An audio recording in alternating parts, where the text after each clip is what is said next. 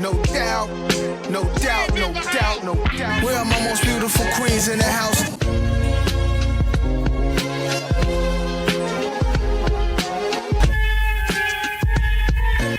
Where are my most beautiful queens in the house? Hey everybody, it's your girl Jamilah. Welcome to the Queen's Address. Welcome into the Queendom. Today is a very, very special day. I have a very, very special guest, this young man. Okay, let me tell you about this young man. He's a 3 times Grammy winner, a photographer, art director, and a designer as well. Mathieu Bitton is in the building. How you doing, Mathieu? I am very good and very honored to have you guys here and very grateful. Good. I'm so glad. Thank you for being here. This is huge. Well, I appreciate it. And, okay. I'm not always great with compliments, so I appreciate it. Oh, no, I appreciate it. I want to introduce you by your name, but everyone calls you the Candyman. I'm the Candyman. T-Man. Candy T-Man's the handle. It is? I mean, How did it come about again? There's a 1975 blaxploitation film called The Candy Tangerine Man, directed by a guy named Matt Cimber, and the Candy Tangerine Man, played by John Daniels, a guy who's a pimp by night and a family man by day, which somehow seemed to represent my life, and not literally. But I just always thought it was a hilarious movie. It's a really terrible movie, but like it's so bad that everybody loves it. Sam Jackson's one of his favorite films of all time. I found that out. So basically, it just seemed fitting. And, you know, I was working on some funk compilations with Polygram back in the day in the mid-90s with a friend, Harry Weinger, who's, you know, runs, he's now Universal, the Motown, all that stuff. So he's the first guy to hire me to do covers and for a real label. And so one of the projects we did in '96 was called Funk on Film. So it was this, you know, soundtracks to these movies, the 70s black action films. And so we're like, okay, everybody has to have a nickname. So I was like, okay, I'll be a Candy Tangerine superhero Man. name. Yeah, right. yeah. And then about a year later, I worked on some artwork for the movie Jackie Brown. I worked on a film poster book called What It Is, What It Was, that was put out by Hyperion, that Quentin Tarantino's A Band Apart publishing. So that's when I got to know him and meet him, and used to do screenings of movies, and they did a Candy Tangerine Man screening, and I was like, this is my name now, you know, this movie's so hilarious. And everybody started calling me Candyman. It's been, you know, 20 years of it, so it stuck, maybe more than 20 years, but yeah. No, it's dope. It could be your rap name too. There's got to be a Candyman. No? There's got to listen. Yeah. I don't see any. I don't see how it could be anything else at this point. It's dope. It's a dope name. And so take me back to the essence, okay, of it all. The aha moment when you knew that you would be a photographer. Well, you know, I didn't start with photography. Photography was a hobby throughout my whole life. And my godfather had given me a Leica camera, a Leica Flex camera as a gift when I was about 13, film camera, obviously back then, pre-digital. And I always loved to photograph my friends or girlfriends or people on the street. But my thing was that I like to design album covers, and I thought that was going to be my career forever. And so I started doing it. And, you know, I've probably done over 1,000 of these things by now. But at a certain point, my problem was I've dealt with a lot of insecurity in my career. And I, you know, if I saw somebody like, you know, Gordon Parks, or if I saw somebody like my friend Jean-Baptiste Mondino, I would look at album covers and see who photographed the cover, you know, and I always felt like there's no way I could ever be that good. So I can't do that. I got to do, you know, designing an album cover is easier because you're already given the photograph, you know. And at a certain point, what happened is that I would have a lot of musician friends, and they weren't signed to major labels. They were on indie labels or self-released. And so they'd be like, man, can you do the album cover? And I'd be like, well, you know, I'll take the picture too, because there's no pressure. It's not It's not going to be in Times Square. You know what I mean? And so I started doing all my friends' album covers. And There's a great artist, if you haven't heard of him. His name is Chris Pierce. He's like Otis Redding. He's out in LA. Chris, I've done pretty much all his albums ever since. But, you know, he was kind of one of the first where I would just do everything, the design and the EPKs. I would shoot the studio sessions and put, documentary stuff together. And then at a certain point, labels started noticing, like, oh, this is a nice picture. And they started reaching out. And one that I can think of specifically, a friend of mine named Jeff Aroff, who used to run A&M Records and Virgin Records. He started Virgin in the U.S. and had a label called The Work Group. He signed everyone from Jennifer Lopez and Paula Abdul to Lenny Kravitz, Ben Harper, Fiona Apple, Jamiroquai, a lot of great artists. And basically was like, oh, well, this is a one-stop shop. If you do it all, we'll just pay you to do it all, And I remember being really nervous about it, because I didn't feel like I was on that level. And then but I did it and successfully. Right. And then it wasn't until about October of 2008 when I had hired this guy, Jean-Baptiste Mondino, who's a very famous photographer who did a lot of Madonna's greatest, album covers, music videos, and, he shot everybody. But he was very known for the work with Madonna, Bjork, and, amazing photos of Keith Richards, and anyone you can think of, Tom Waits. And I hired him to do a cover for an art. I was also managing artists. Oh, I've had a lot of different careers simultaneously. And so I was like, man, is there any way you would photograph this? Because he was so amazing. But the problem with Jean-Baptiste is like, he costs like $200,000 a day, so wow. he does all the Dior campaigns, Johnny Depp and Charlize Theron, all that stuff you see now. So he's still at it. And he's like in his early 70s, I think, he's still doing it. Wow. And so I was managing this artist named Émilie Loiseau, incredible classical pianist, kind of pop singer-songwriter. And we had this idea of doing a bearded lady concept. And so Jean-Baptiste accepted it once he heard the music, did it for peanuts, because we didn't have that kind of budget. It was a universal label, but it was in France. They didn't have big budgets. So I was so touched that he would do this for me and for the artist. And basically during a lunch break, I'd just gotten back from South by Southwest where I'd, for fun, photographed some artists. And I was like swiping through, it's probably like the first iPhone, the second iPhone. And he's like, wait, what is that on your phone? Model, He's like, what is that on your phone? What are these pictures? I was like, nothing, like put it away. And he's like, let me see that. Right. And he starts looking at the pictures and he's like, all right, well, the next time you call me, I'm not answering. I'm not accepting. He's like, you need to be doing this for a living. And I was like, looking around for hidden cameras, like I'm being punked, because somebody of that caliber is saying that. And I was like, oh, stop, and interestingly, this one photo shoot was probably the most pivotal day of my career because he says this. And then while, we're shooting this thing in Paris, his phone keeps ringing and ringing and ringing. He's not answering because we're working. Finally, he answers it. It's Lenny Kravitz. And the day before, he had directed a video in Lenny's house for a song called Dancing Till Dawn for his It's Time for a Love Revolution album. So this is 2008. And Lenny's like, I want to see the rushes. I want to see the footage. He's like, I can't. I'm working right now. Right. What are you doing? I'm working with Mathieu Bitton. Mathieu Bitton put him on the phone. That's, his family, because I knew Lenny from maybe 13 years old. I met him in LA through my mom had an assistant named Christopher Anuke, who's an incredible designer. And my mom's a fashion designer. And Lenny and Christopher lived together. And so they were roommates in LA. And so I got to meet him. I got to know Roxy Roker, his mom, spent a lot of barbecues, a lot of time. Yeah. Total icon, most wonderful woman you could ever meet.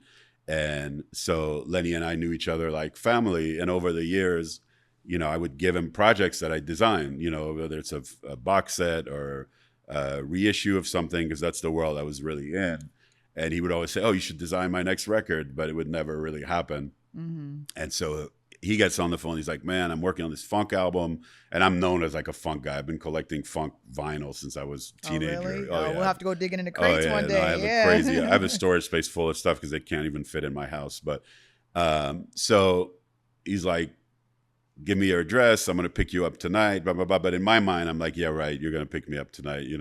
I've heard this before, He's like, you got to work on this record. And it's called Negrophilia. And I'm like, oh, that sounds cool, And sure enough, picked me up that night at my dad's place, went back to his house in Paris, played me the music. It was like the best music I'd ever heard from him, And right on the spot, he's like, bring your computer. I designed an album cover with a photo of Roxy. And, to this day, the album hasn't come out, but he swears he's putting it out. Oh, really? It's so good. It's so incredible. It's like, I mean, I was just in Paris and I brought Ben Harper over to Lenny's house to listen to this record. And I think Lenny got reinvigorated by listening to it again. And all of a sudden was like, I'm going to finish it, So hopefully that happens. But that's kind of how all of a sudden, I started hanging out with Lenny. We were kind of inseparable from that point.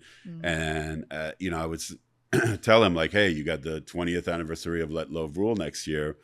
Got to do something. And I've been doing all these compilations and these deluxe editions on, Marvin Gaye and Stevie Wonder and Peter Frampton and Roy Ayers and this one and that one and James Brown.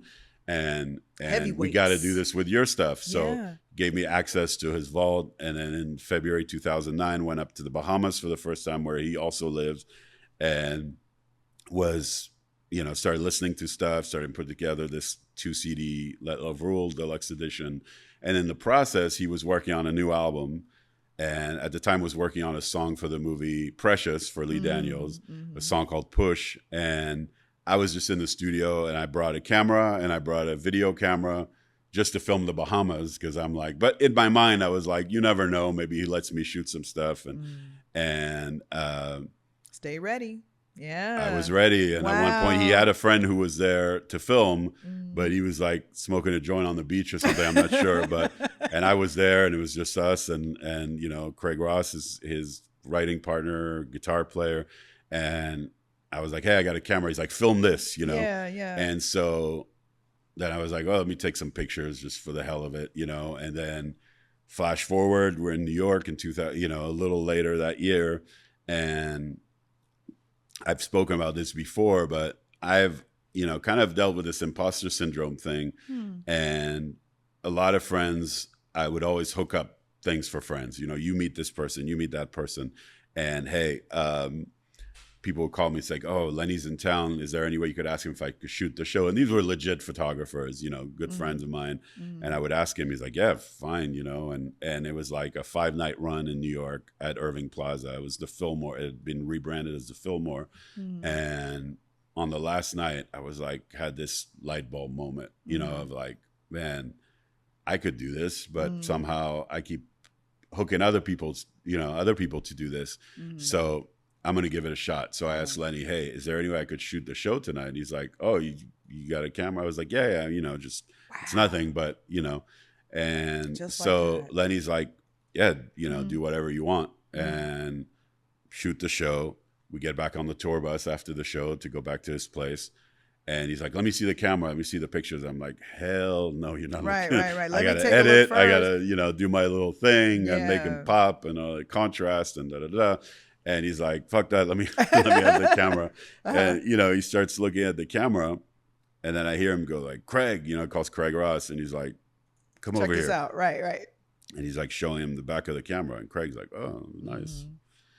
And then Lenny's like, when did you say you're going home to LA? I was like, tomorrow I'm flying home. He's like, nah, you're coming with us to Europe tomorrow. Oh, wow. And I was like, what? He's like, you got to shoot this tour. There's something, there's something special about this. And I remember him saying, I haven't really seen myself like this before. Wow. However you're capturing it. So I was like, am I getting paid? Or he's like, talk to my manager. Right. And so literally jumped into this gig, and all of a sudden I'm like touring the world for the next 10 years, and I got to give him credit because as much as I had been shooting my friends and some artists, some shows, he was a like spark. threw me into the fire, Yeah, you know. yeah. And then all of a sudden the publicist would call, and Carlene Donovan, his publicist, who I love, would be like, hey, you have to shoot a cover for Mix magazine. They're going to send this photographer. And Lenny was like, no, Matthew's going to do it. And I'm like, whoa, I don't know how to shoot a magazine cover, you know, like, He's like, well, you're gonna learn. He's like, figure it out, you know. So I bought some lights, and, you know, we figured it out. And the next thing I know, I'm shooting campaigns, and I'm shooting commercials and directing stuff. And, you know, by 2018, I directed a multi-million-dollar commercial with Harvey Keitel, Susan Sarandon, Zoe Kravitz, et cetera,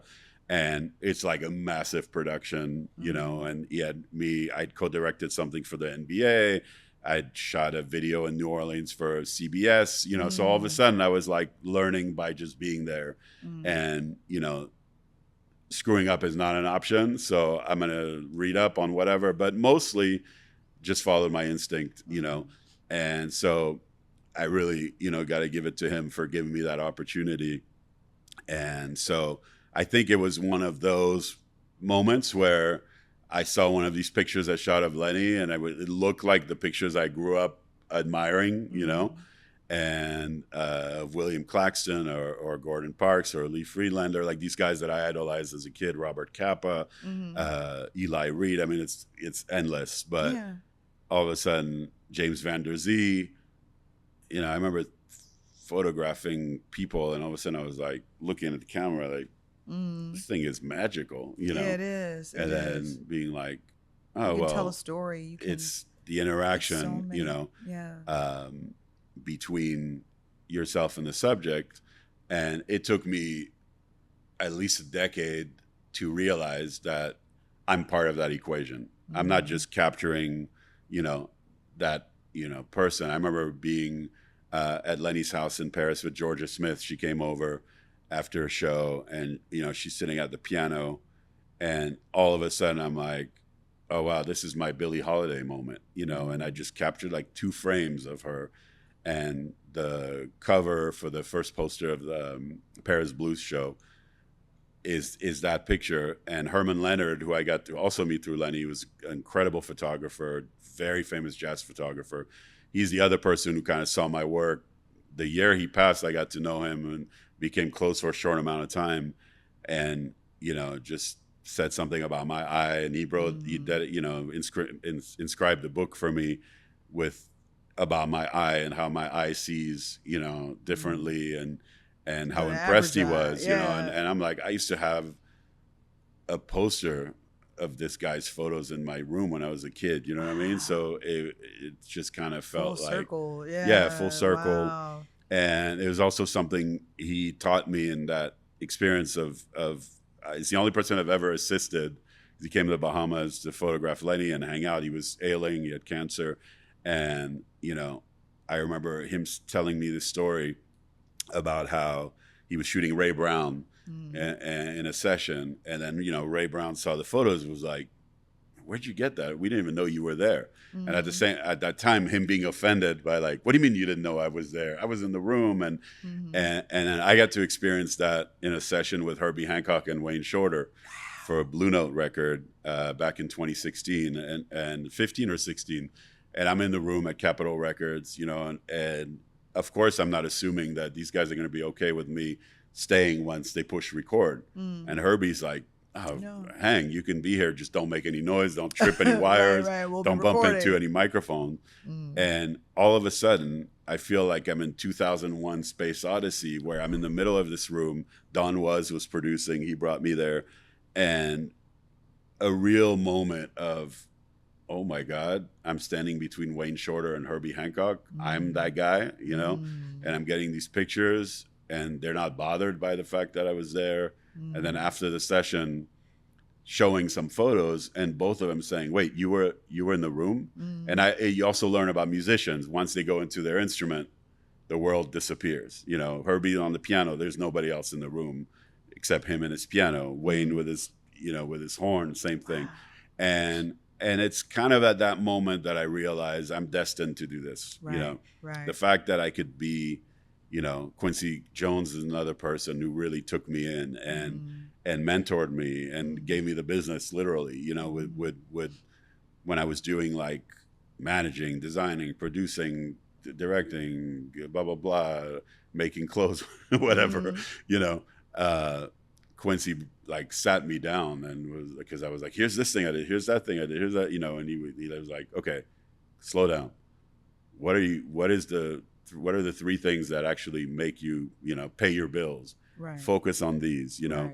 Right. And him being like, you really, you know, got a thing with photography, so you got to stick to that. You got a thing with design, you got to stick to that. Don't try to manage. You're an artist. Don't try to manage artists. Right, You're too creative to be a manager, you know. Yeah. And after that, I kind of dropped the management thing, you know, and they were still my friends, and they're my friends today.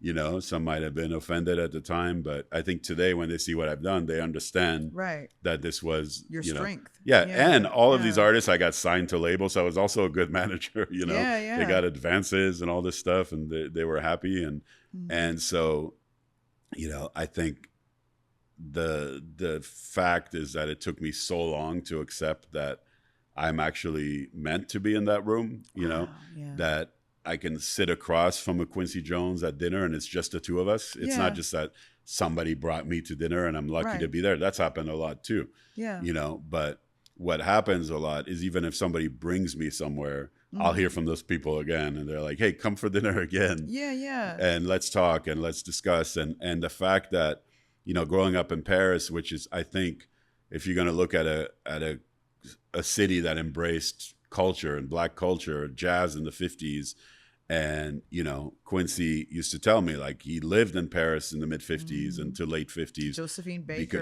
Baker. I mean, you know, Blacks were treated differently. You were appreciated there, you know. He used to joke about, you know, you could sleep with white women and not get killed for it. He used to tell me that.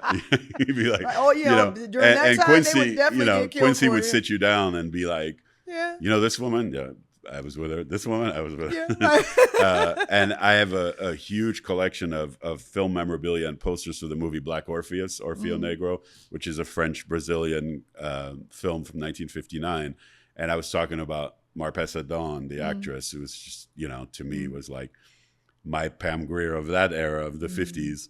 And he'd be like, oh, she was my girlfriend. And I introduced her to Camus, the director. And that's how she got that movie. I was like, man, Quincy, you are the ultimate pimp. But to also have, you know, somebody like that, you know, the guy, it's not just that he produced the biggest album of all time with Thriller and the second Off the Wall, you know, it's that he actually really lived a life. Like, he passed away 3 days before the opening of my Paris Blues show in New York. So I dedicated the show to him.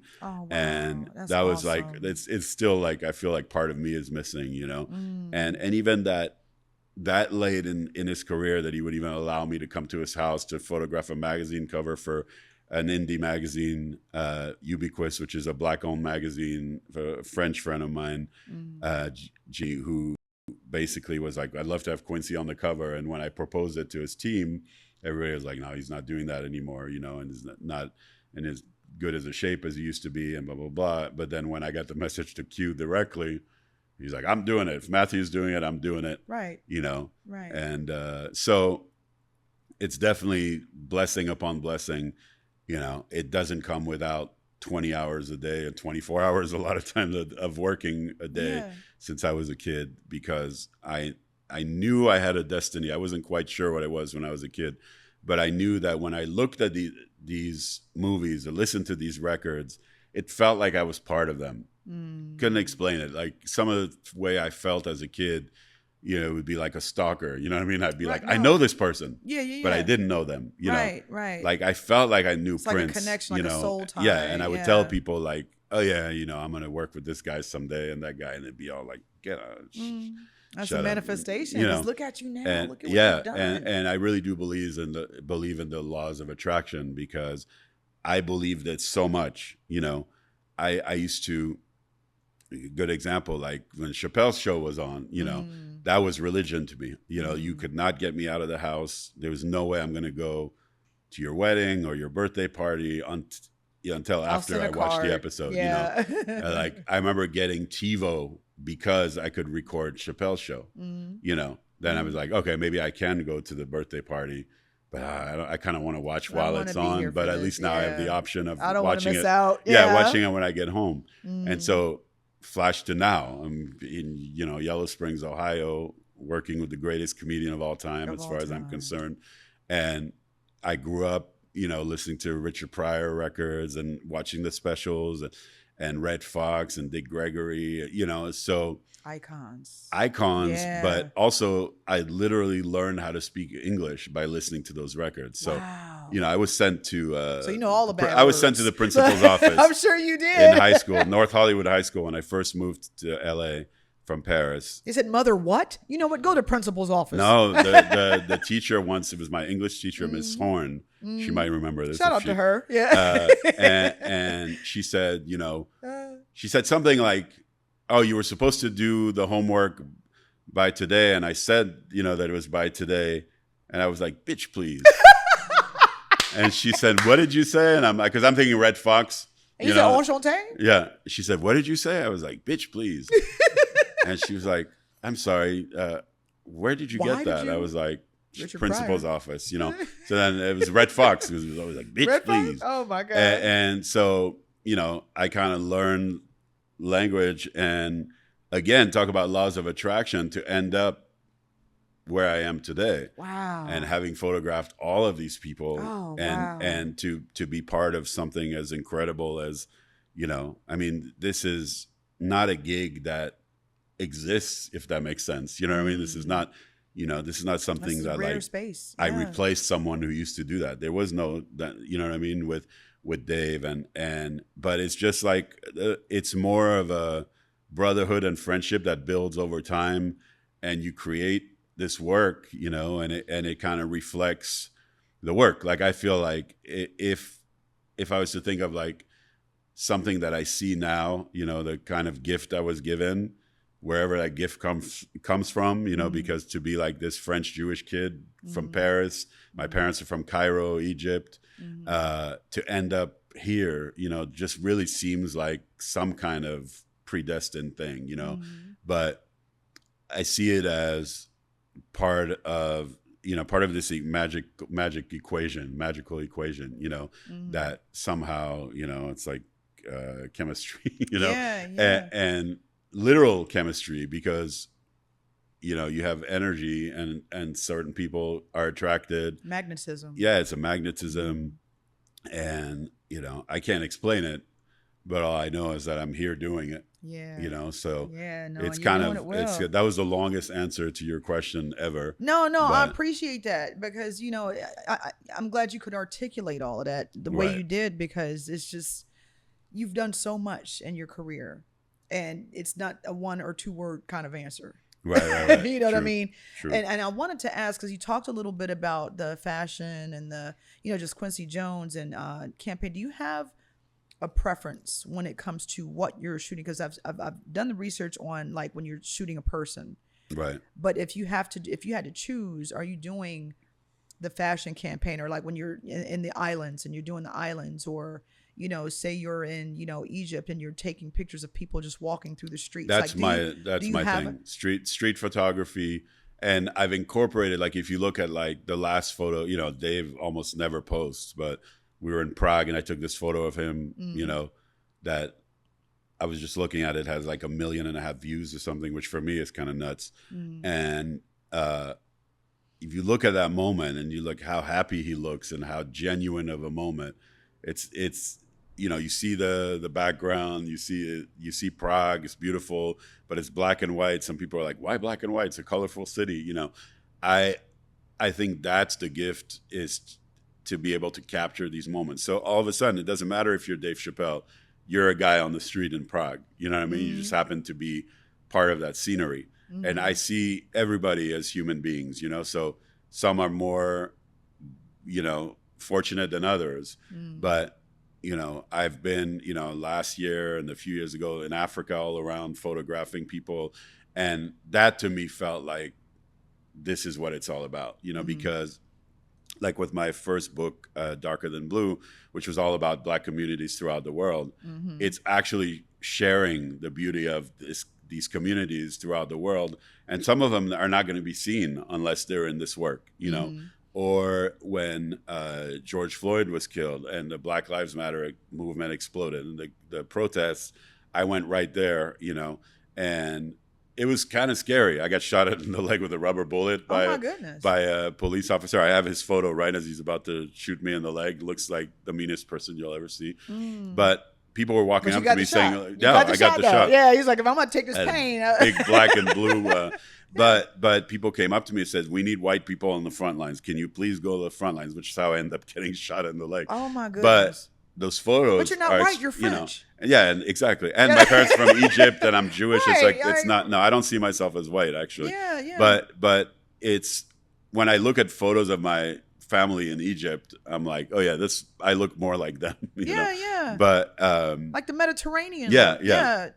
And to be able to, what I ended up doing is I basically took all these photos, printed them, and just did like a print sale to donate money to different organizations. Oh, wow. And I felt like that's also kind of what it's about. But the photos are intense. This is some real stuff going on at that time. And just to be able to contribute that way also felt like what I'm born to do, And so, hopefully there won't be this kind of thing again. Unfortunately, it's America, so they probably will be. But, I liked that I was able to, even here in Yellow Springs, they had protests, and I did the same thing here. Exactly. It feels like I'm a street photographer that happens to work with celebrities, and so I use that same style of photography with them, and that's probably what makes them so human and so real, and why people like the photos so much, because they don't seem posy, and there's a soul to them. Yeah, I can shoot a fashion campaign. That's easy. I've done it. But it's not where my heart is, you know what I mean? It's like, oh my God, I get to, shoot a model that sat in a makeup chair for 4 hours and has 20 people dressing her, and she's never going to wear those clothes in real life, I mean, it's very different. Yeah. But so I like to capture the real world, Yeah. And at the same time, I think it was Gordon Parks that had said that, a camera is not only meant to capture misery, we have to show how beautiful the world is. So it's Absolutely. like a kind of a role we have, that it's a duty. Yeah. So if I'm in a foreign country, I also want to show the experience of being in that foreign country, not just, post here and let's do this shot and let's have a flash and this, Right. It's going to be natural. Yeah, it's going to be natural. Right. Yeah. Well, I can appreciate that. And so how do you know when you've captured a truly genuine moment while looking through your camera? Like, have you ever been terrified, but you still got to get the shot?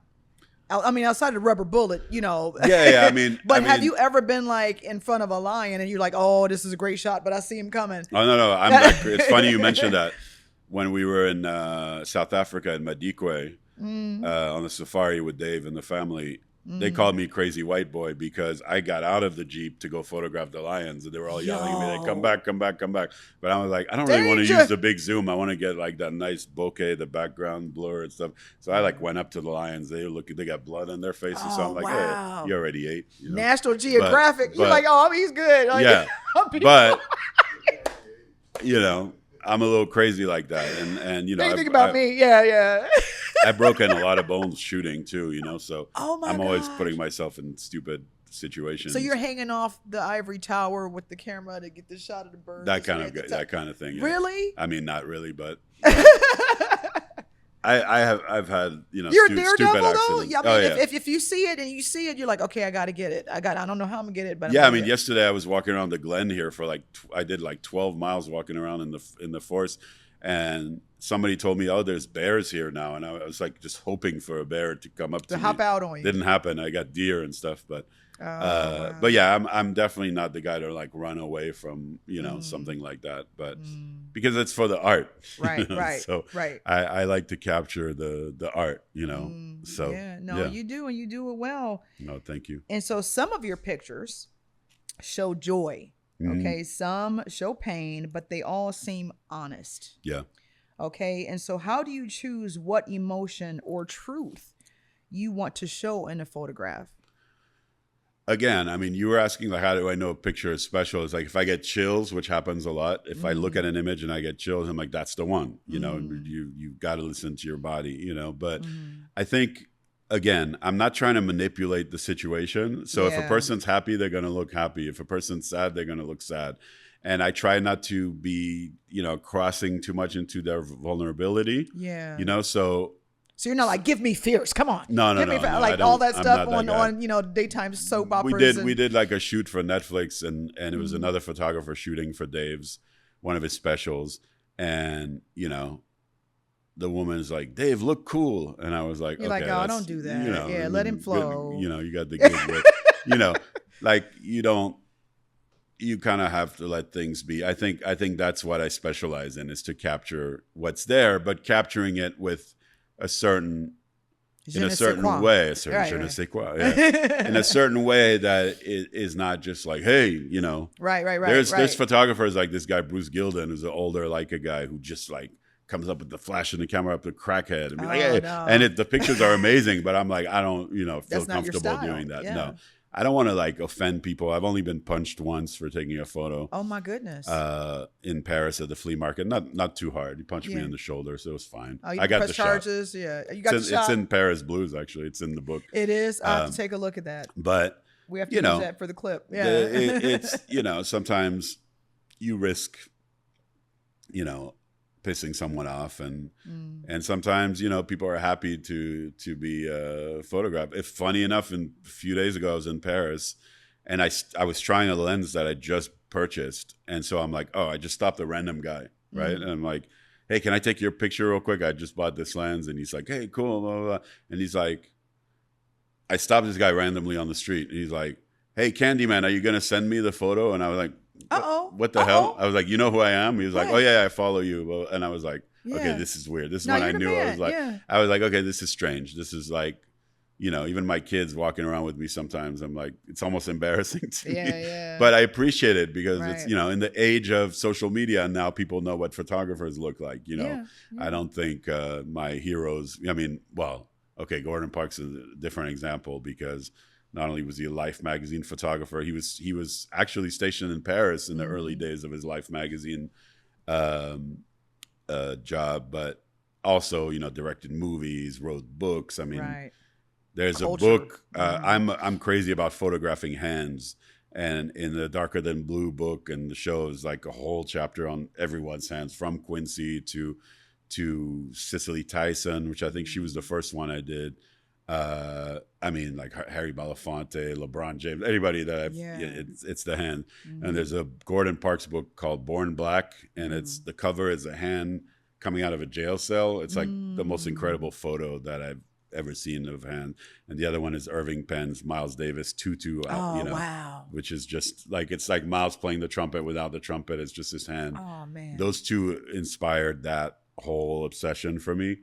And that's that's another thing I love that's so real, because people can do all they want on their faces and makeup or plastic surgery or face up the hands. The hands don't lie. So that's why it's my favorite thing to photograph, is because you really see the life and the lines on the hands. You can't, I don't think people Botox their hands. Maybe they do. I don't know. I would hope not. But it's so much character in the hands. But Harry Belafonte is not going to be thinking about Botoxing his hands, or Sidney Not at Poitier. all. Not for 1 minute. But these are the experiences I've had that are just so crazy to me, that I end up in a room with the Sidney Poitier or Harry Belafonte or Cicely Tyson, all these people that, that's the destiny once again. That it's like, how am I growing up collecting all these things and then end up with these people?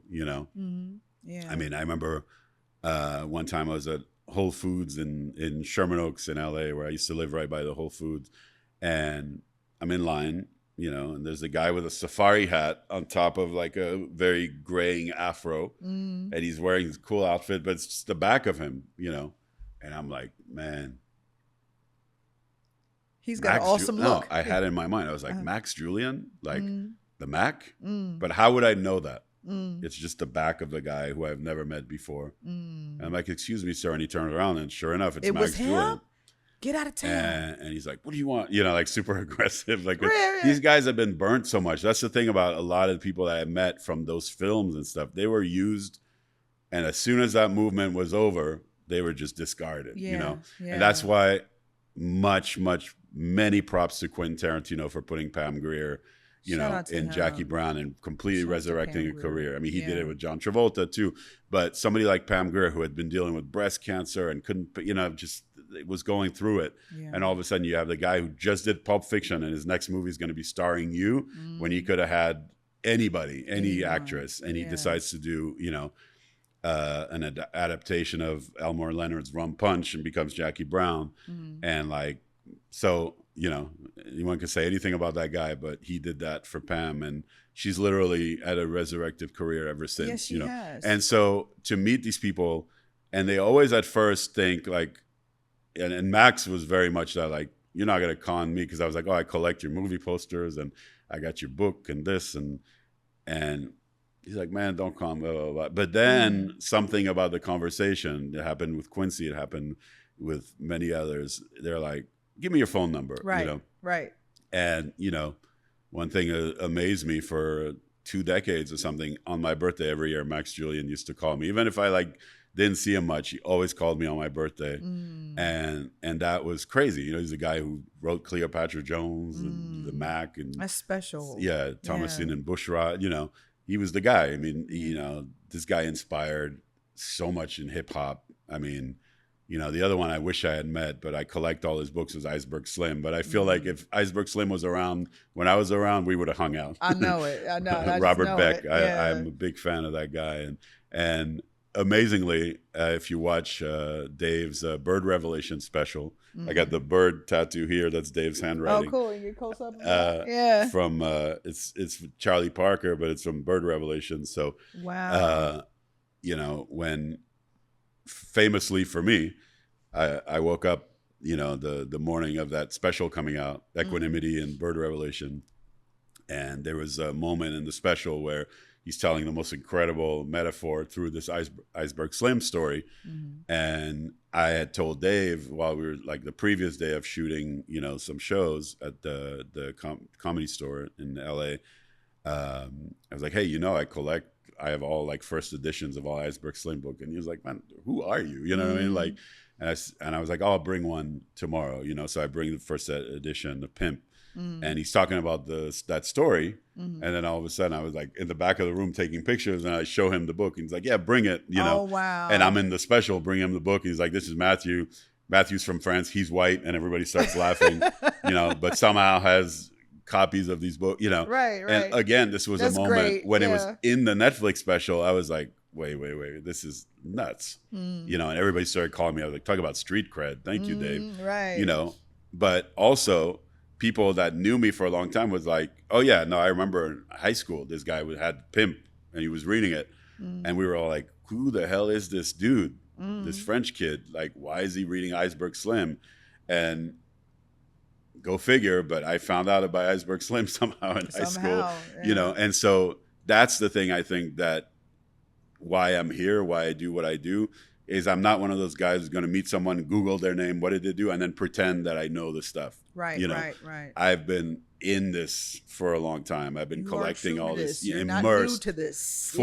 full immersion into all of this, and I have beyond gratitude for people bringing me in to these worlds where I feel like they're connected to all these things that I collected and studied, and felt like that. I felt like such an outcast. Like, I mean, talk about high school. I couldn't relate to what seemed like my people. You know what I mean? Yeah. And where people would categorize me, in like, okay, well, you're with these people and you're big, you should be playing football and da da da. I'm like, that's not what it's not my thing. Right. And can't put you in a box. No. And so, From a whole I'm different grateful that I country followed that. Yeah.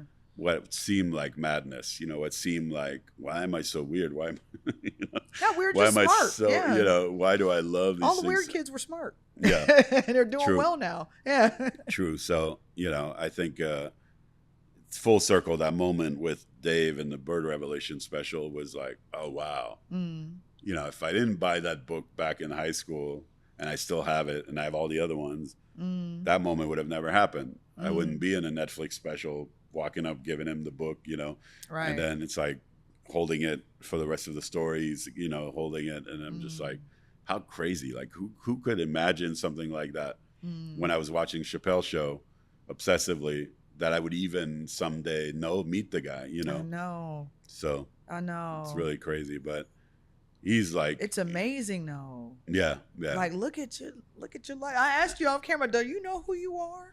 I mean, like, I'm just me. I'm just like, me. Do you realize the it could be rooms you've anyone. been in? No, I mean, it's Mathieu, like, yeah.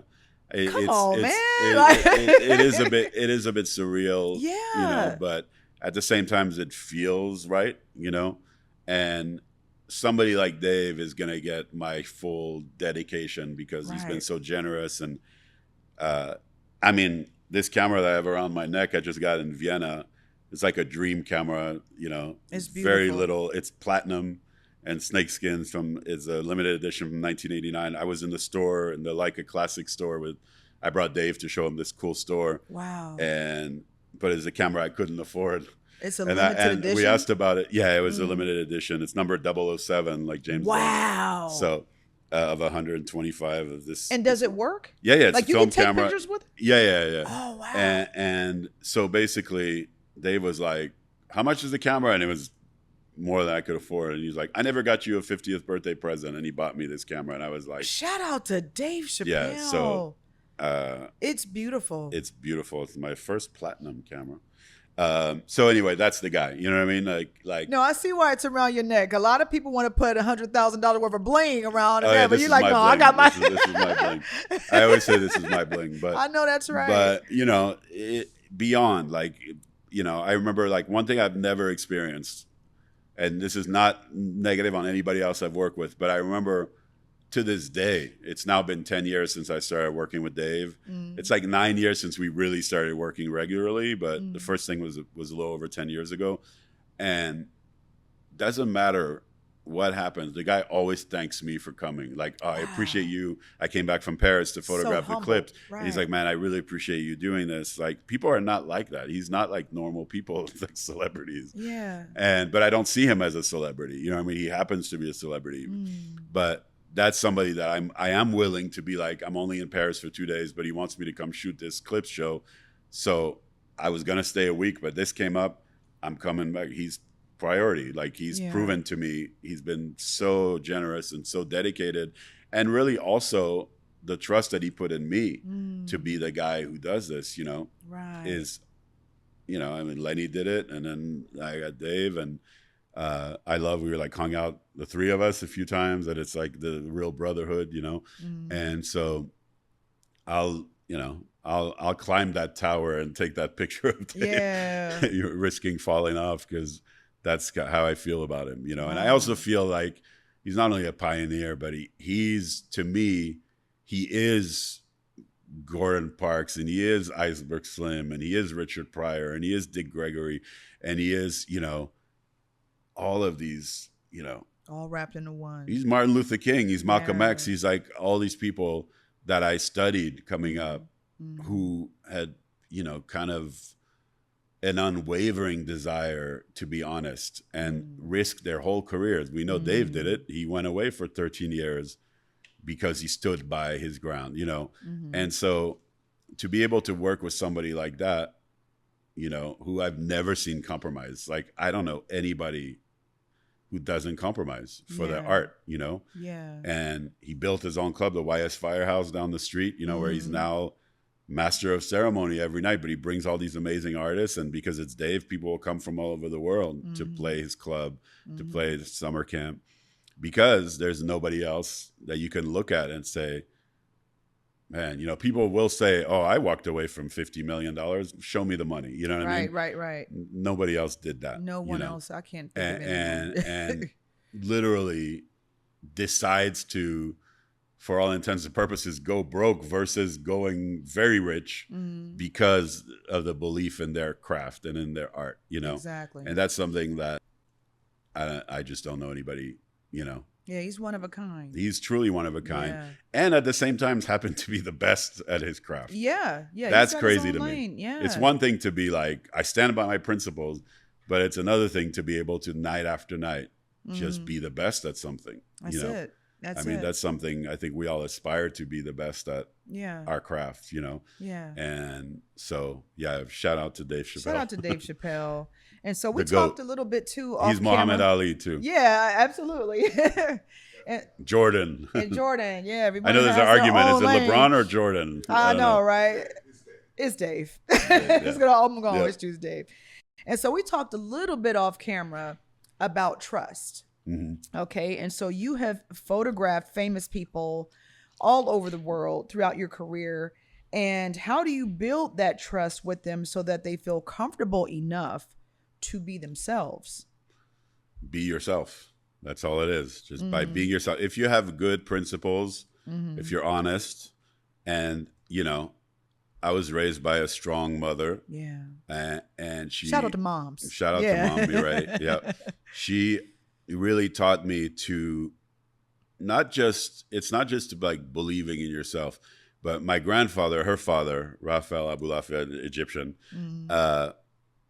kind of like raised me also. My grandparents raised me also because my dad was out doing his stuff. My mom was working a lot of different jobs. And so they instilled in me honesty, being kind of gratitude and honesty being like the two most important qualities you could have. The best values. And never taking people for granted, never taking luck, never taking a single meal for granted. It's funny in like the Jewish culture, it's over the top of like, there's children starving, eat the whole plate. It's kind of funny. Like there's like a Woody Allen movie, but I definitely feel like I've never done anything like that. I feel like, oh God, I wish I hadn't done that, Yeah, you got to look yourself in the mirror. Yeah. And so I think that's what's, and you go through phases and you get, certain people you might get frustrated with, and might get you spend too much time together. But I think like that's another thing, to learn to like step away sometimes, to learn to be like, okay, I got to do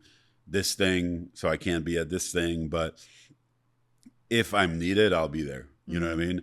And so, and the trust thing is like, I've photographed a lot of things people will never see. No freak offs. It was never at the freak off. Thank God you cleared that up. Like, you won't see any of that content. It's funny because I was looking at pictures from from the lawsuit, and they showed like some like weird like Diddy parties, and I saw a photographer that I know. And you're like, oh, and he's just there holding his camera. Like, I don't want to know. Like, you okay, bro? Like, that was hilarious, but I'm not naming anyone. Okay, but there's just things where, I've been on movie sets.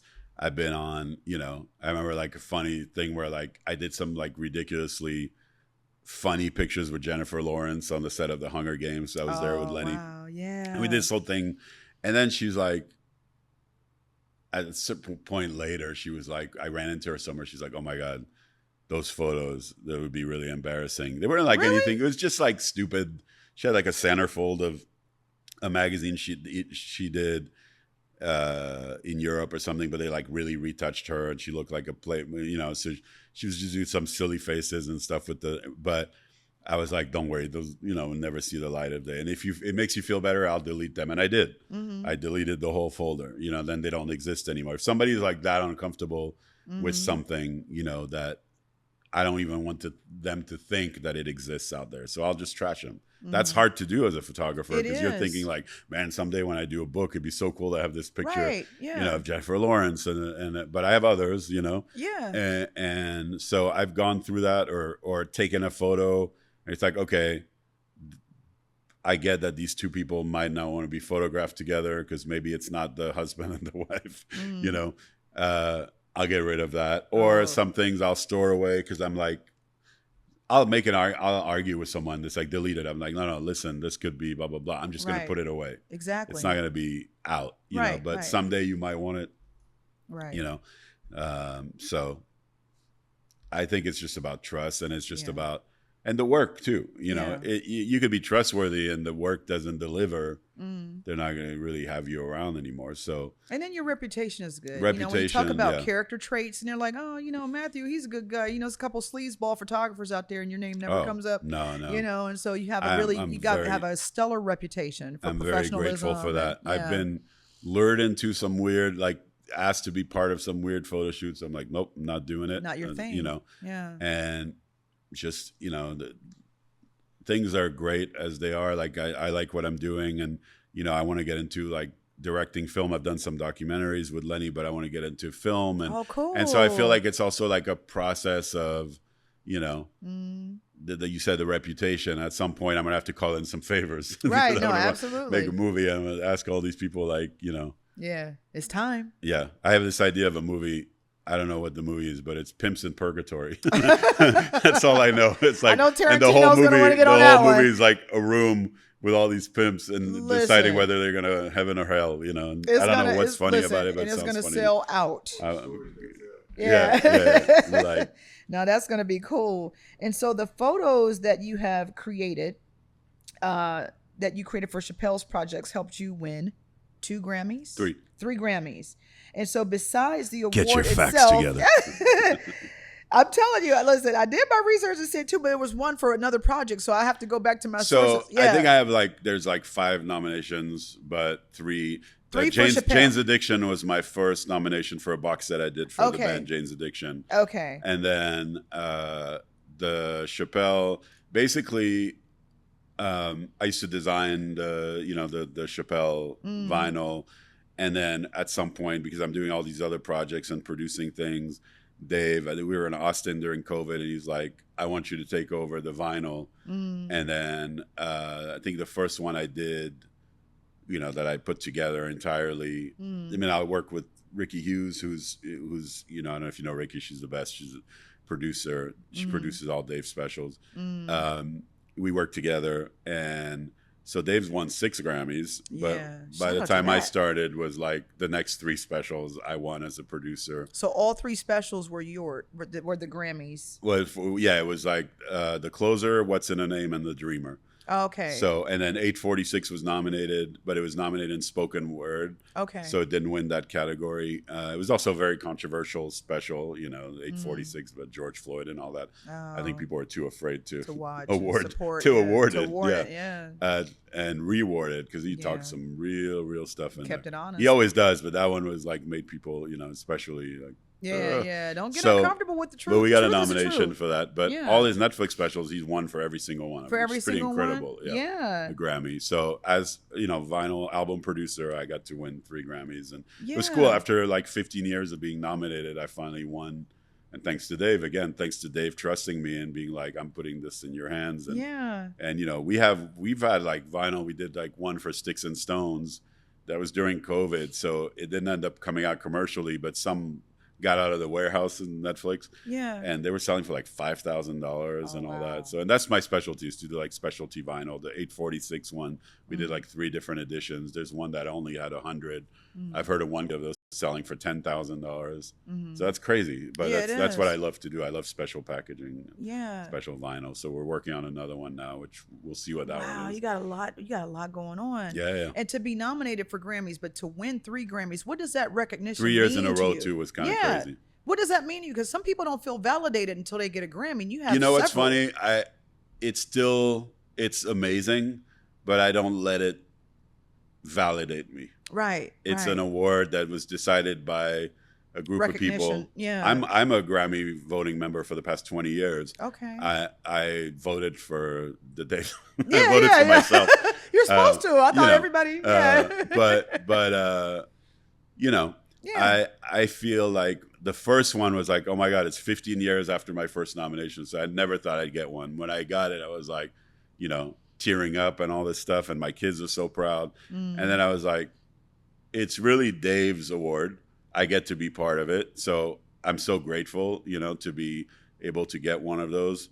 And then you feel like, okay, that's it. I've made it. And then real life continues, and you still feel the challenges and the insecurities and all that.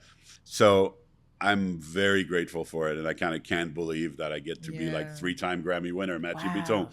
But it's not what I'm about. It doesn't make me a better artist, doesn't make me a better person, doesn't make me a better photographer or designer or producer. It just means that, I got to work on the best special that year. I get to work on that, so lucky me that I get to be with Dave. I wouldn't have those without him. So again, this is all about gratitude. Yeah, I can tell. And so you get compared a lot to the iconic Gordon Parks. And so how does that comparison make you feel? That to me is like almost preposterous. Really? Well, it feels like blasphemy because Gordon Parks is like, if there's a god in photography, to me, it's Gordon Parks because he kind of does what I'm trying to do: street photography, real people. He had that Flavio book where he's like living with a family, photographing this little boy for all this time. Like he does these like very intense projects, and then does the celebrities, Life magazine, fashion, kind of did everything. So he's the only one I could think of that's in that category, by himself. All the civil rights work that he did. Yeah, and, I mean, Muhammad Ali and and he got to photograph everybody then. Yeah, he did. And what was his book? Choice of Weapons, his autobiography. I always think of that with my camera, like that. This is my weapon. This is my tool and my weapon. And Gordon Parks, I met him once at a book signing in New York right after I moved there. Wow. I went and had a book sign and photography book. And something about just being in a room and knowing this was a real person, the greatest mustache you've ever seen, the greatest white hair. And so awesome. I kind of wish I had asked for a picture with him. I don't do that as often as maybe I should have, and especially in the 90s. Yeah.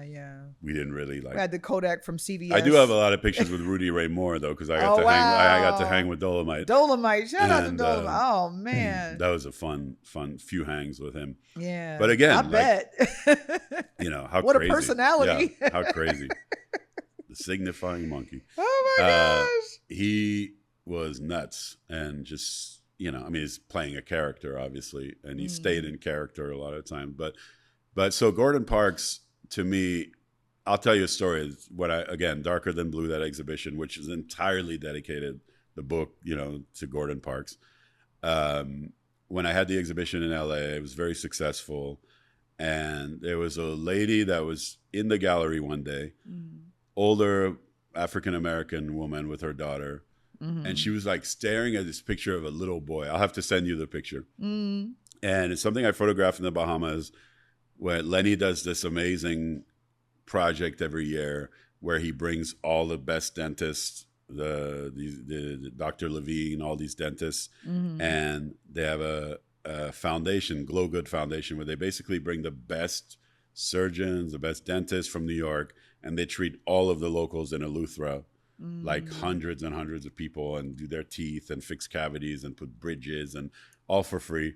And Lenny brought this amazing movement to Eleuthera. And so when I was shooting the first few, a lot of this Darker Than Blue project was the residents of Eleuthera. And there was a little boy that was in the dentist chair about to get a tooth pulled, and he was just so frightened, And I got that picture, and you could really see the fear in his eyes. But at the same time, there's a kind of a hopeful beauty about this kid, and this woman is like literally staring at this picture, and I was like, okay, she's been standing there for like 20 minutes looking at this one wall, So at one point I'm like, I'm gonna go over and say hi, this is my name Mathieu. She's like, oh, you're the photographer, amazing.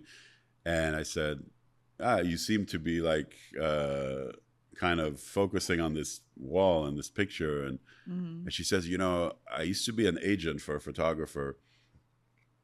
Makes me emotional to say it. I don't know if I've told this story, but she says, this reminds me of his work. And I was like, oh, what was his name? She said, Gordon Parks. Oh my God. I was like, that's the best compliment I've gotten in my entire life.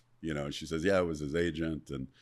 And I was like, okay, I can die happy, because that's deep. And she was like, really and she deep. says, this is the first time since he passed that I feel, I guess I don't really tell this story because it feels like self-aggrandizing, but it's a true story. And she ended up like sending me like signed letters, and a signed letter from Paul Robeson, I guess she knew as well.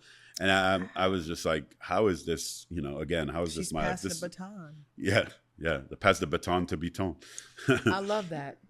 That's the next coffee table book. But like I was like, wow, somebody who worked with Gordon Parks wow, just said that, And my intention was never to try to look like no, that. you're just doing your thing. But it's the way of capturing life in a way that, you think about the 20s and the 30s, especially in America, but all over the world, the way Black culture was portrayed. Big noses, big ears, big lips. You look at all these statues and stuff from that era, it's all caricatures of people. And I've collected statues, jazz statues, and posters and Josephine Baker things. My mom's had this growing up. Both my parents had these posters, but they were the type of posters that didn't caricaturize. That was the actual people.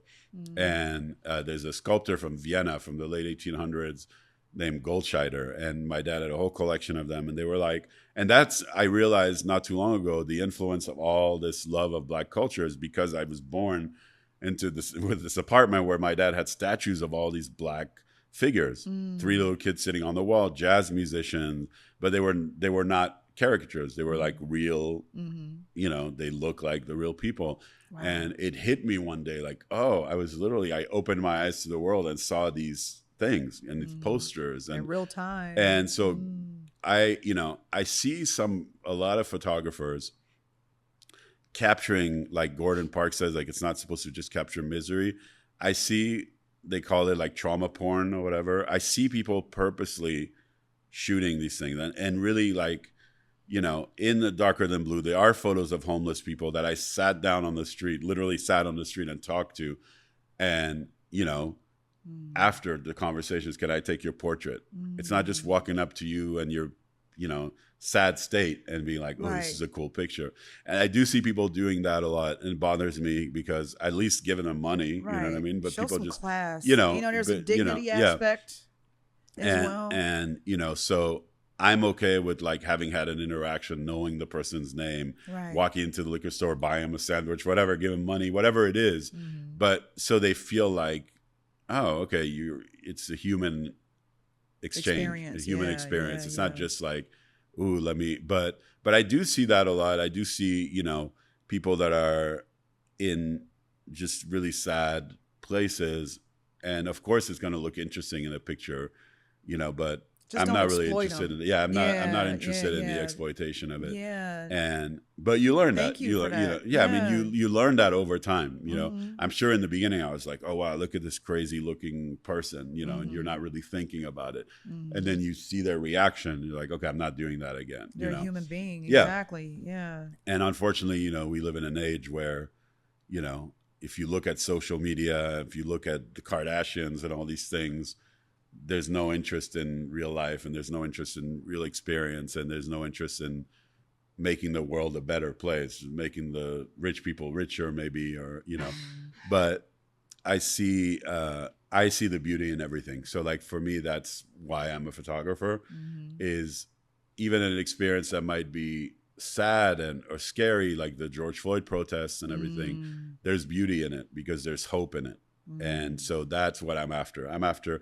If I'm going to be photographing something where people are really going through it, I'm doing it because it's a moment that will hopefully make the world a better place and make this happen less. You know what I mean? That if you show, you always think of like the person who's filming George Floyd being killed, basically. You're like, didn't you want to like jump in and shove the cop and something? You know what I mean?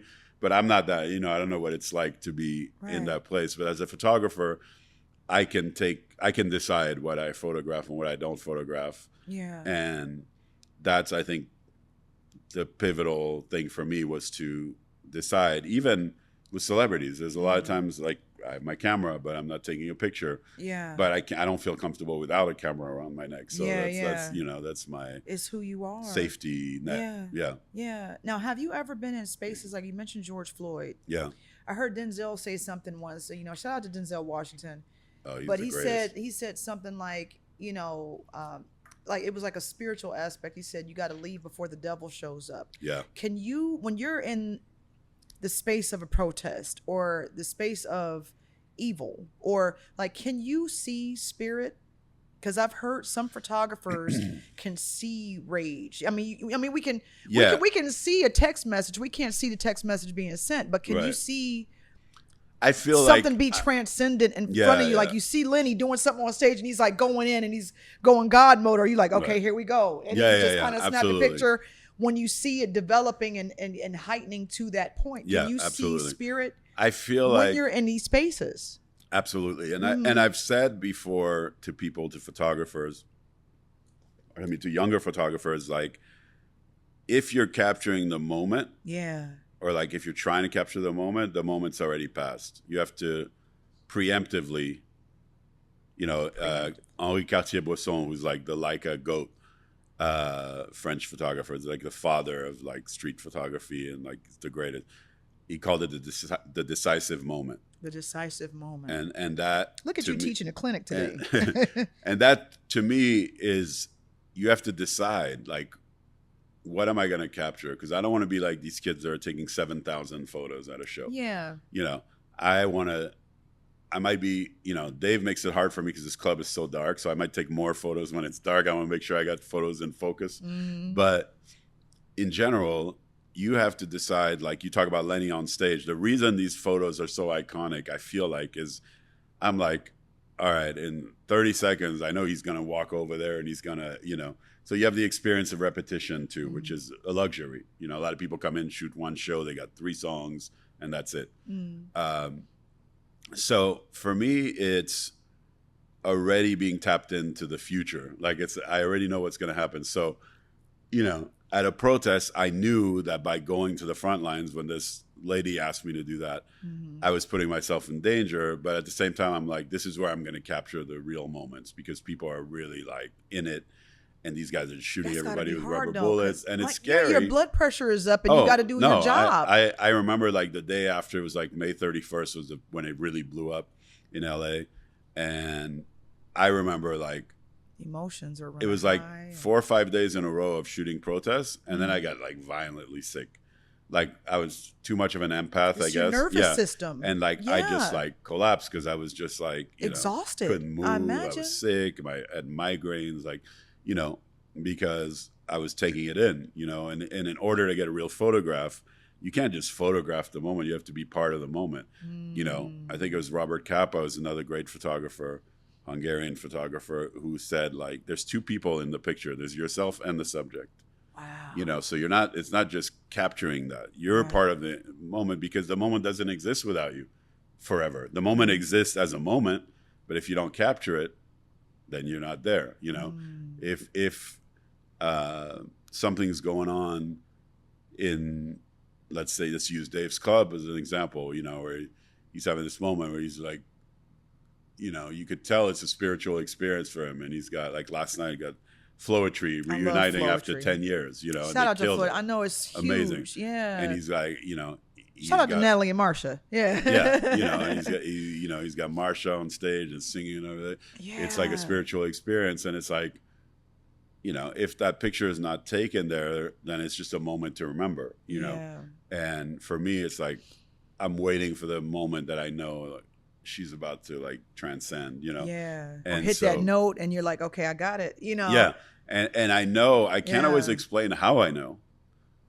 Maybe there is some divine guidance. I don't know, but I have been before. Like, I mean, I'll tell you, like, literally, yesterday I'm in the woods here in the Glen Helen, and it had just rained. It's beautiful, and I'm there with my monochrome, my black and white camera, and I'm like, I need like a deer to pop up, and then like I'm gonna walk that way, and like 2 minutes later, there's a deer with little babies nursing, But I'm like, look at me. How did I know? You know what I mean? Like I've been walking every day. I haven't seen deer in like a month there, in that specific area. So it's like it's instinct, yeah. And it happens a lot with street photography. Like I don't know why I'm going that way, and then you walk onto a scene that's like out of this world, or Well, I have to ask if the deer approached you. Did they come closer? No. They were like, because the babies were eating, so she looked at me like, "Don't get close." So I didn't. But you're like, I don't have any problem. But that happens a lot. That happens a lot with street photography, where I'm like, I don't know why I'm going to turn left here, but I'm turning left. Something's telling me turn left. and then go straight and then get to the bridge. And oh my God, this whole scenario is going on and people are not going to believe this actually happened. That I didn't stage something, That's how it goes. Yeah. Those are the best shots. Those are the best shots, Absolutely. So. And so I wanted to talk a little bit about, and so you're teaching a portrait masterclass in Paris this November. Okay. What made you decide to become a teacher at this point in your career? Okay, I'm not gonna say it's teacher, instructor, maybe. I'm myself and two other legendary photographers, Mark DePaula and Todd Heido. Todd Heido is in like museums everywhere. Mark's everywhere. Like, they had this idea. I think Mark, his producer Sage, had this idea of like, what if we did like, because usually master classes are just one photographer, and like, what if we did like the Woodstock of, right? So it's a team of master class. So it's 5 days in Paris, 5 days, and in November, and basically we're gonna like have small groups. We're gonna split. If it's like 30 people, we'll have 10 each, and every day we do different things with the 10. I've been asked so many times to do this. I've been asked by like a friend at USC in LA. I've been asked. I did one masterclass at Duke Ellington School of the Arts. Shout out to Duke Ellington, because Dave's alma mater, and he's really, really been amazingly supportive of that school. So he had done a thing, I think it was 2019, where he had like Bradley Cooper taught a acting class, Fred Yone and Thundercat did a music class, Erykah Badu did a music class, and I did a photography design masterclass, which was really cool. So I've been asked to do it a lot. I'm still in my phase of like, I'm not old enough to teach this craft, but they asked me and I said, you know what, maybe it's time to start doing that. And it's a different experience, and we're doing it with the Leica Academy, which does this worldwide.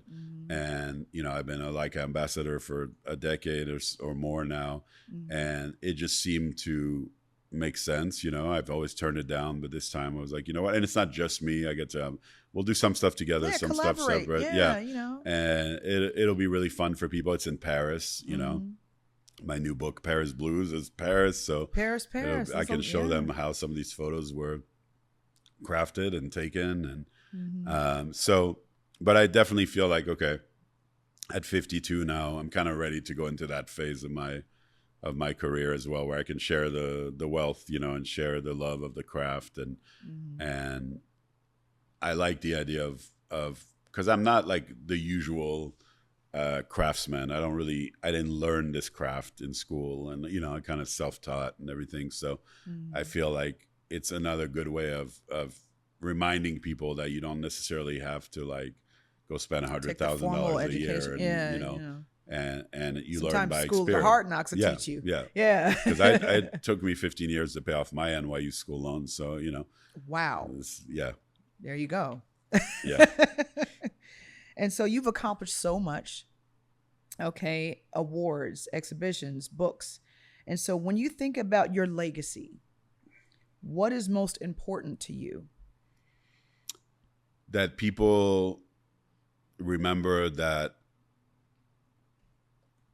they were moved by an image, and that I made them laugh while doing it. Some of my favorite photos was like one of Lenny like cracking up in the studio because I made a stupid joke. And, I have a lot of these with Dave or whatever. The fact that I can make him laugh is pretty good. It's great. But that's a flex. But, yeah. that there's humor in it, but basically my legacy is that passion can lead you all the way. Is that you can be a kid in Paris fantasizing about things that to other people are not going to seem possible, and people are constantly telling you they're not possible, and they're constantly shooting you down. In my case, I've had a lot of people, really telling me, just stop. Like, you're not going to do this. This is not going to work. Like, just go get a job. Like, you're not meant for this. You're not this. You're not this enough. You're not that enough. It's a good thing you didn't listen to them.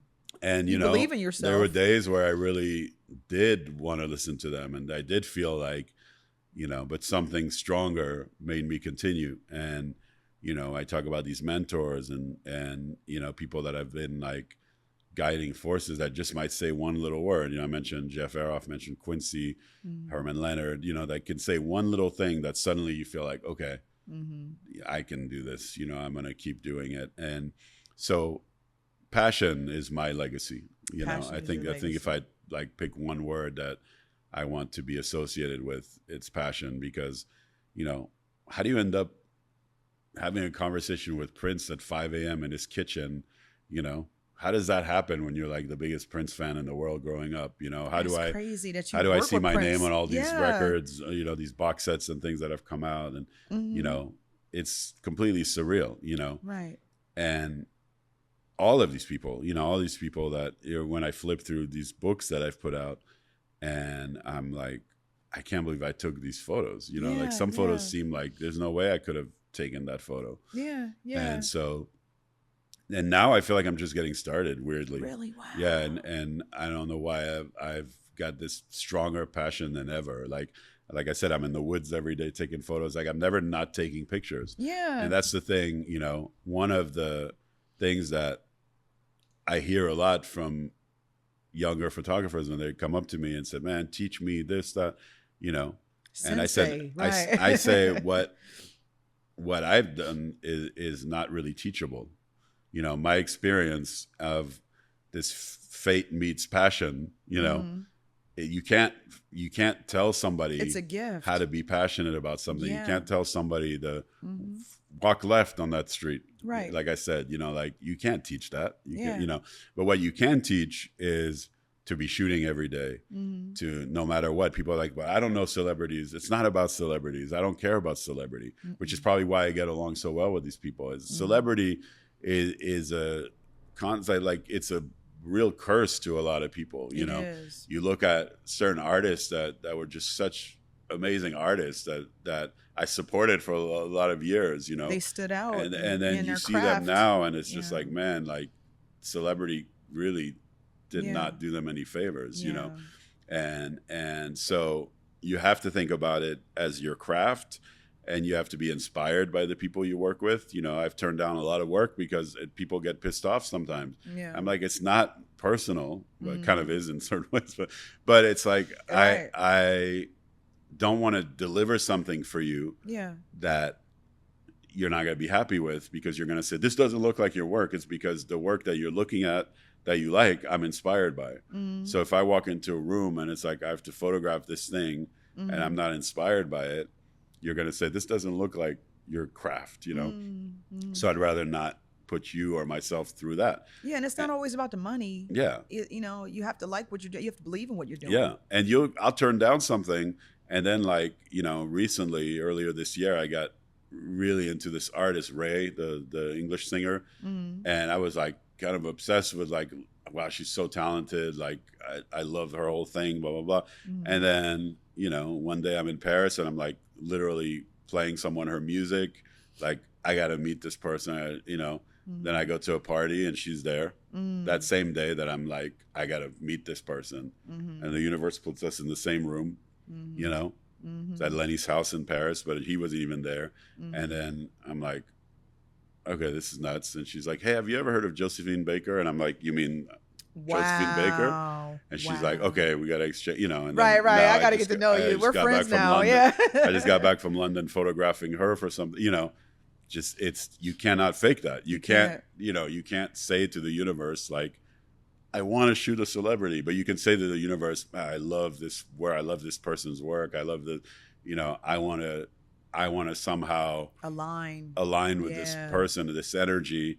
And, the rewards come with true passion. Absolutely. And that's the thing that I think is my calling card, is when people meet me, they know that I'm like genuinely. You're the real deal. Yeah. And if I don't know their work, I'm not talking. Exactly. I'm just going to say, oh, I'd love to find out more. I'm not going to say, oh yeah, I love that record that I haven't listened to right, yet. That's phony, what I mean? Right. And a lot of people like, oh, do which song? Yeah. And you're like, Exposed. Yeah. Yeah.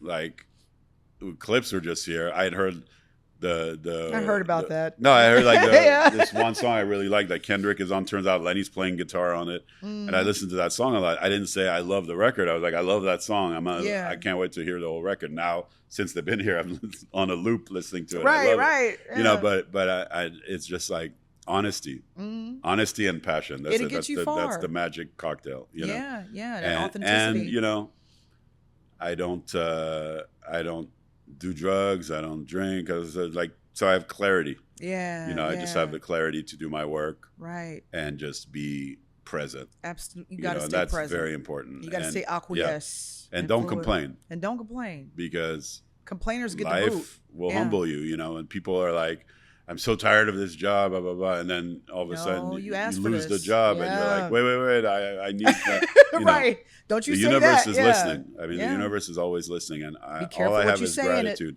I'm many nights where I'm exhausted and I'm just like, oh my God, I've been up for days. I'm not complaining. Yeah. I'm going to keep doing my work and hopefully I'll get a nap in or sleep for a few days, you know? Yeah.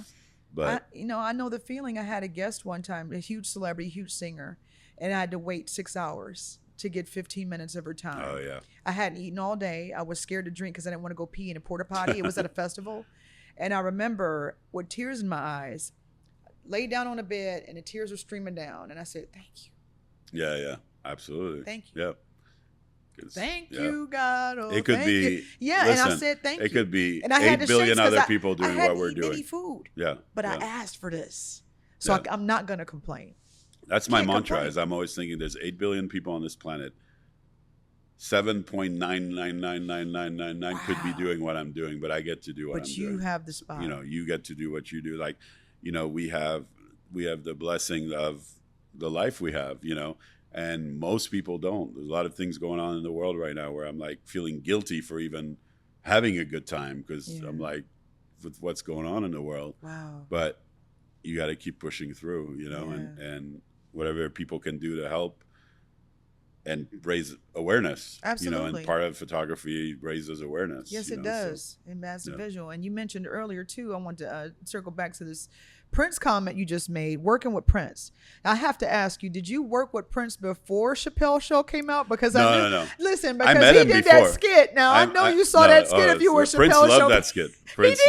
Prince used to play it at the parties all the time. So you knew Prince before Chappelle's Show came out? I met Prince when I was 14 in Paris at a nightclub. Get out of town. And my dad called me one night knowing I was a big Prince fan. My dad's like a real fashion socialite in Paris. He went out. He went out every night to all the clubs. And one night he called me and he's like, wakes me up in the middle of the night. It was after I'd already gone to the Prince show that night, 1988, July. Wow. And he's like, Prince is at the club. You should come. And I'm like 14 or whatever. And, you know, I thought he was messing with me because he used to mess with me all the time. My dad's really funny. So long story short, go to the club. The bouncer at the club, you know, my dad said, I have a friend coming. He didn't say I was his son. I was 14, but I looked older. And he's like, you know, everybody's like thousands of people outside because they heard Prince was about to do a club gig. And, you know, she's like him and let me through and everybody's mad at me, you know. And the only thing I could think of, because I was such a Prince fan, is when my dad's friend who owned the club walked me into the VIP section. Prince had just famously fired his whole management team. This was like after Sign of the Times, and that was Love Sexy. And he had fired his management. He was doing all this stuff that seemed like a bad career move. His career was starting to you know, slow down a little bit. The album was Love Sexy wasn't selling. And first thing I say to the guy, I'm 14 years old, is like, you know, I think it was a mistake firing you. And you look at me like, get this kid out of here, you know? Wow. So they kicked me out of the VIP section, and my dad's friend's like, what the hell did you do? I was like, I just, you know. I spoke my mind. So, and then flash forward in 1991, I'm at the MTV Awards in LA. Famously, Prince had his butt cut out. You remember that? The Get Off, yellow, and he had my gosh. yellow. The news went crazy. Yeah. And I was the backstage area somehow. I don't know how I always got into this before I was officially working, but I found my way. And he's in this Chiquita yellow BMW. The windows are rolled up, but it's got the symbol on the license plate, you know. Oh. And this guy comes out, Gilbert Davison, who was his head of security / management. Prince would have the guy who did the shoes become like head of the label. You just never know how he appointed people, but like assistants became managers, hairstylists became like you just he had his like own what way. is your selection criteria, like Prince? But I'm talking to this guy and I'm like running down about some stuff that was going on with piracy with Prince, because a friend of mine, his name is Ramon Mohammed, who's one of Elijah Muhammad's grandson, was working at Warner Chapel and like had this whole intel on like how Prince's music was being leaked to bootlegs from employees. And I saw an opportunity to be like, I want to get in with Prince. Right. So I'm telling this guy, you guys have a leak issue. That's why you have so much blah, blah, blah, blah. And I'm talking. And then all of a sudden, like the window of the back seat rolls down and Prince is in there like sucking on a lollipop or whatever. Oh my goodness. With glasses and you're like, oh, hi Prince. And he's like, get his number, and like window wow. rolled up. And then he's mysterious, isn't he? Yeah, so mysterious. But I know, so it wasn't until many years later. So I did like consulting on this bootleg stuff, and it wasn't until many years later where I started basically working on projects. I never like worked for him under his company, but I freelanced and did. I would work through Warner Brothers, and we did a record called Ultimate Prince in 2006. It was like a 2 CD compilation that I worked on A&R and design and marketing and everything. And then we had started a ballads collection that never ended up happening, but I still have this manuscript with all the song titles. So basically, I used to always go to parties.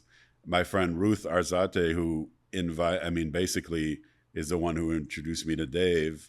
She was close because of Prince. They were tight, and invited me to a show, the Gansevoort Hotel, which interestingly, talk about full circle. I just did a book signing there, completely like coincidentally, and where I met Dave in the elevator going up to the Prince show on the rooftop. And then years later, she's like, he's coming out of, retirement, so to speak.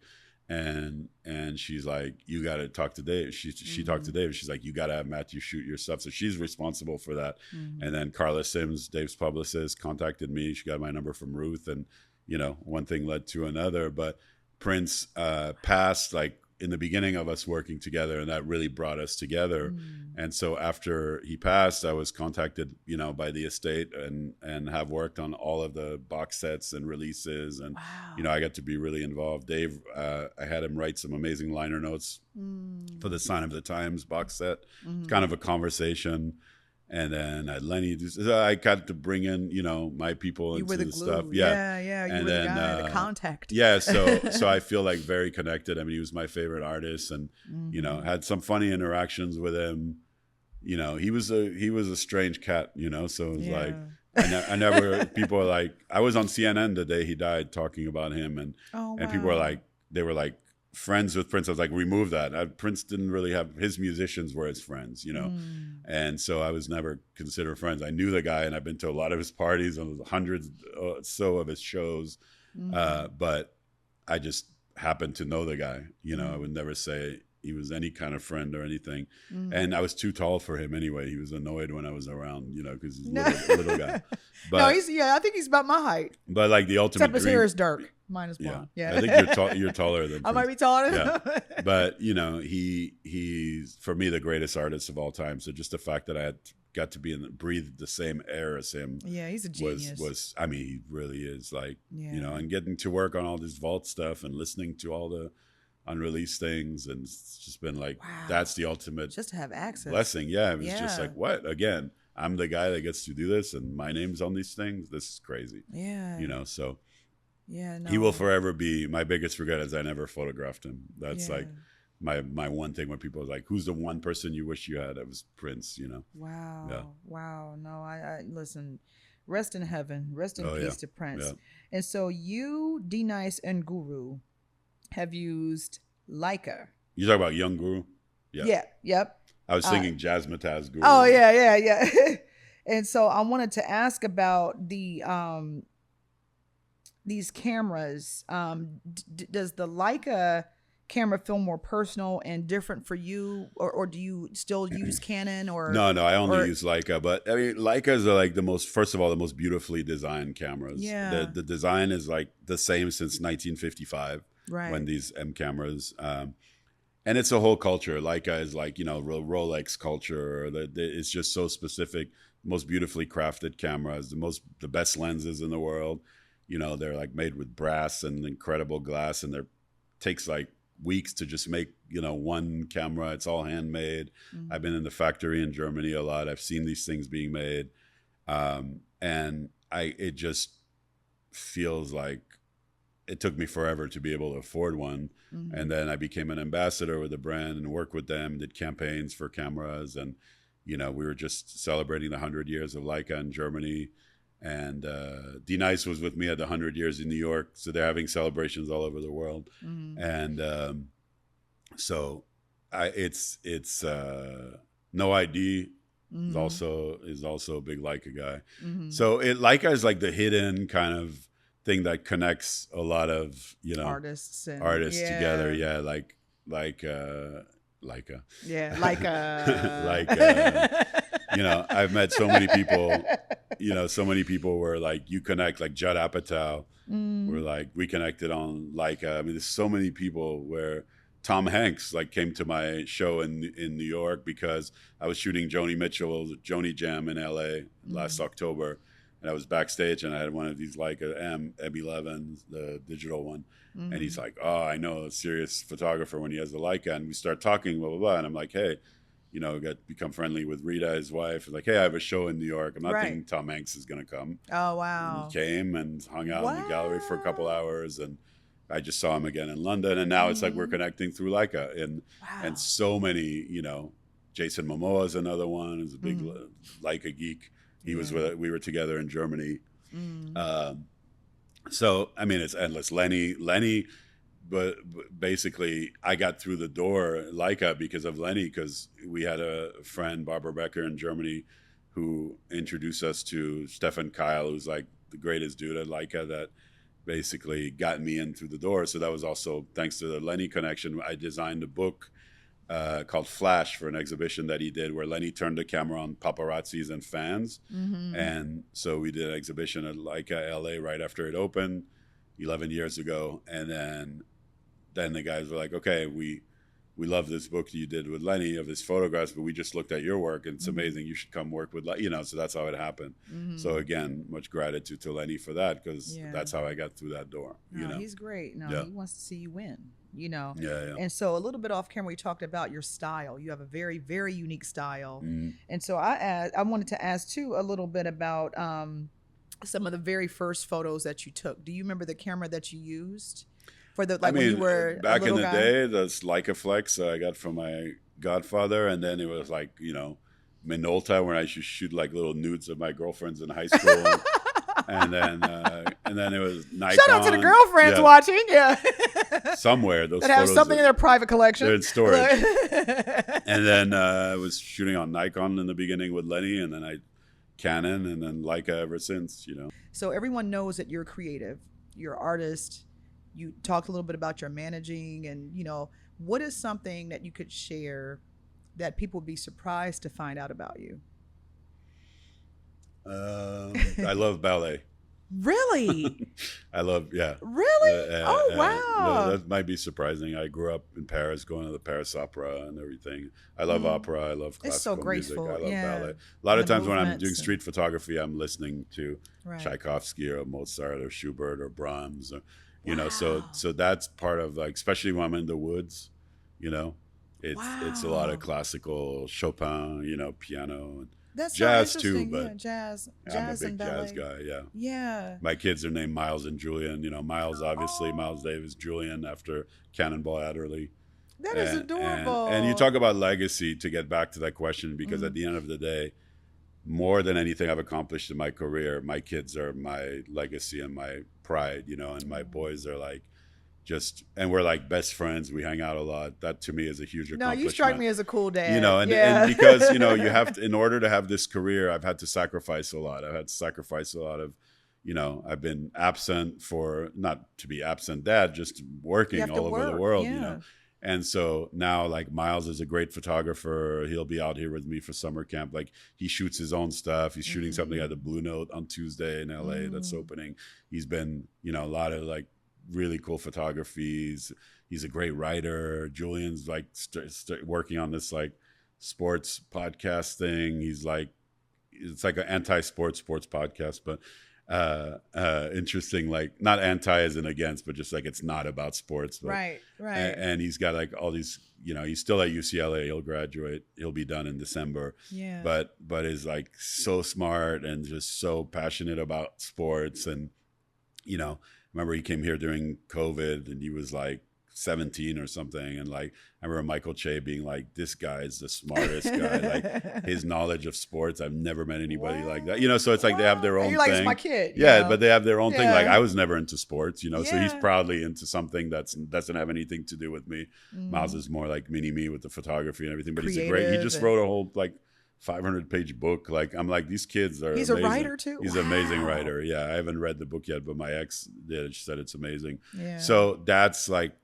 at the end of the day, looking back on everything so far, no Grammy, nothing could make me as proud as them, and my ex too, being like, raising them all those times that I wasn't able to be there, and making it that she sacrificed a lot of her life for these kids, and so I'm very grateful for that.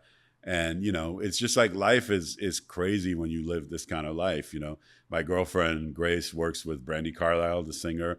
And like, so now she understands when I, because she's on the road now and all of a sudden she's in management. And like, she's like, wait a minute. Okay. I kind of see what you meant about like, couldn't call you back. I was working till 6 a.m. or, so it's interesting to have a partner who's also in this world. It's a busy lifestyle. And, we don't see each other as much as we did the first 11 years of our relationship, but I'm also grateful to have somebody in my life who understands, and doesn't judge and doesn't, just is like, you chose your passion. And the thing about, saying about my ex, Rebecca, is like, she's also a great writer, which is probably where Miles got that talent, but is that she also pushed me to follow my passion. And that's a great sacrifice too, to be able to tell your partner, I know I'm going to sacrifice my own passions for my children so that you can live out your passion. That's a heavy burden, because when you look back, now we're in our 50s and you look back on sacrifices, it's hard to accept, I'm sure, to have sacrificed, your passion for your partner's passion to thrive. Right. So again, much gratitude, to the family for that. Well, no, that's amazing. And so I was thinking about just so many things. Well, just listening to you just now, and just all the work, the blood, the sweat, tears, the losses. What's your biggest life lesson about your journey and your career, and just what a body of work? I keep saying, do you know that you're you? Like, do you know that you're Candyman? Like, what's the biggest life lesson that you've learned on this journey? Is that no matter what you experience is behind you. And so your past experience may kind of dictate your future experiences, but unfortunately life is always going to throw new experiences at you. So it turns out experience might be good for your craft, but as far as life goes, my dad used to say this thing about how experience is a lantern that sheds light on what's behind you, but not what's in front of you. Wow. So it's to keep having that youthful desire, and that you can never take a moment for granted. And I've done it before, and that's when usually things start falling apart, when you start, like we said before, complaining or something. But for me, it's that literally, aside from maybe flying, levitating, that anything that seems insurmountable is surmountable. You can get past, pretty much anything. And that applies to life. It applies to career, and maybe, I don't know, like there's certain diseases people get, you can't get past, but acceptance is the most important thing, accepting that everything happens for a reason. I've finally learned that lesson, that like really everything happens for a reason, and that it's as it should be. And that's, I think, where, at 52 now, I can accept that. Something that I thought was going to happen, turns out it didn't happen. I'm really disappointed, but I have to take out that disappointment and say, wasn't meant to be, you know, and then something that I didn't expect all of a sudden, you know, is happening. So how can I complain about this not happening and just be excited about this happening? I have to be right in the middle. And that's why people sometimes are like, I can't believe you're not more excited that you're doing this. I'm like, because anything can crumble at any moment. Yeah. And also, until like if I book a project, I don't get excited till it's finished, done, out. Right. Because sometimes things fall apart. Yeah. Or Sometimes cancellations happen. And you might do something. And they're like, it didn't turn out the way we wanted. And damn, you know. It rained. So yeah. We had to go inside. Yeah. Yeah. So yeah. Today is today. Yeah. And I'm here about today. I'm not here about what's behind me and not Wow. what's ahead of me. I'm focusing on right now. Oh, I appreciate that wisdom. And so we're gonna wrap it up. But can you could you share your social media and how people can go and get inspired by the movement? Yeah. So I'm Candy T Man on Instagram and Twitter, and I think Facebook too. You can find me that way. I have a new website I've been putting together, MathieuBittonPhoto.com, and this is also MathieuBitton.com. But yeah, that's pretty much I'm not on TikTok. I don't do stupid videos. Yeah. Just legendary photos. Yes. And then I'm gonna have that. This new book. I'll hold up for camera 1, 2. Yep. There we Paris go. Blues. And Beautiful. this is very proud of this. This is like my 15 years of my life. And I wrote a long foreword also that kind of tells a lot about my life and career. Yeah. So yeah. Beautiful. Paris Blues. This is available on on Amazon. It's available at the publisher Tenoeus, Teneues. But yeah, it's on Amazon. Okay. Yeah. Cool beans. Well, Mathieu, thank you. Thanks for having me on. So much. You are Really a appreciate powerful it. king. Thank you. And thank you Queen. for everything you do for the culture. I'm serious. Like, I'm so thankful for everything. And keep inspiring us and the rest of the world. Thank you so much. So I bow to you. Thank you. Oh, bow to you. Thanks for having me. Thank you. And thank you for tuning into the Queen's Address. Until next time, peace king, peace queen. Queen's